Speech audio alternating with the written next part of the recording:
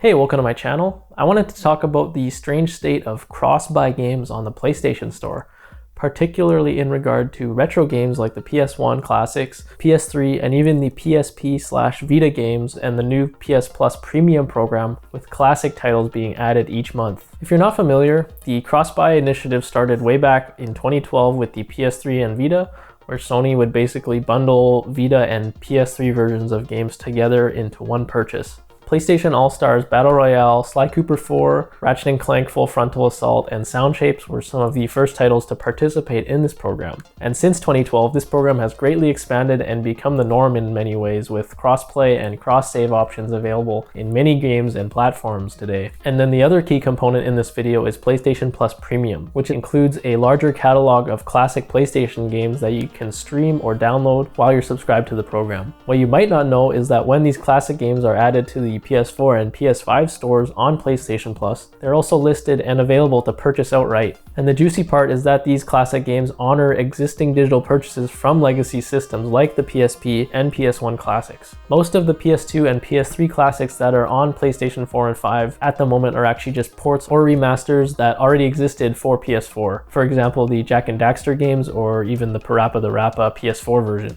And then at the end of last year, everyone thought Thrillville Off the Rails would be the first emulated PS2 release on the service, but it also turned out to be just another PSP port. So we still have to wait and see if PS2 or PS3 will ever get the same cross-buy treatment with direct emulated ports on the PS4/PS5 platform. But enough about PlayStation Plus, I want to talk about the cross-buy shenanigans that are going on. As you may know, the browser storefront of the PlayStation Store removed PSP, Vita, and PS3 titles from appearing way back in 2021, and then the PSN store on the PSP consoles was also shut down outright in that year. However, other than some annoying login and payment restrictions, you can still buy PSP games on the Vita or PS3 systems. And then on the PSP, you can still access and download any digital purchases you made, even though the store doesn't load. You can go to your download list if you're able to figure out how to connect this thing to Wi-Fi. I just use a hotspot on my phone, and that seems to work pretty well. Another thing on the back end that went along with these service restrictions is that developers can no longer access or change their pricing for their games on these legacy systems. So basically, any PSP, Vita, or PS3 game listing is just stuck in time as it was in 2021. This has some good and some bad things. The good thing is that the prices are now frozen from inflation or exchange rate adjustments, but the downside is that they are never going to go on sale again, unless you count the loophole, which I will get into in a bit. This leads me to some interesting findings and examples of why you should still keep an eye on the PlayStation Store on these older systems if you still have them working and you like to buy digital PlayStation games. The most recent example that jumped out to me was Jet Moto 2. I had this game on PS1 growing up, so I had already purchased it digitally a few months ago to play it on Vita and PS3 via the PlayStation Classic version. So lucky for me, this appeared in my PS5 library as an owned game once it was added to PS Plus fairly recently. And then taking a look at the pricing of the game, if you buy it on a legacy system, it only costs about $6, whereas if you buy it on a PS4 or PS5, it costs more than double that. And I checked out a few other games like Hot Shots Golf 2, and it looks like PS1 classics are all cheaper on these older systems. And then taking a look at some of the more recent PSP ports on the PS5, it gets a bit more complicated. Resistance Retribution is more expensive on the PS3 and Vita stores, but then Killzone Liberation is cheaper on the old systems. This is probably because Resistance was a bit newer on the PSP at the time the store shut down, but it's hard to say.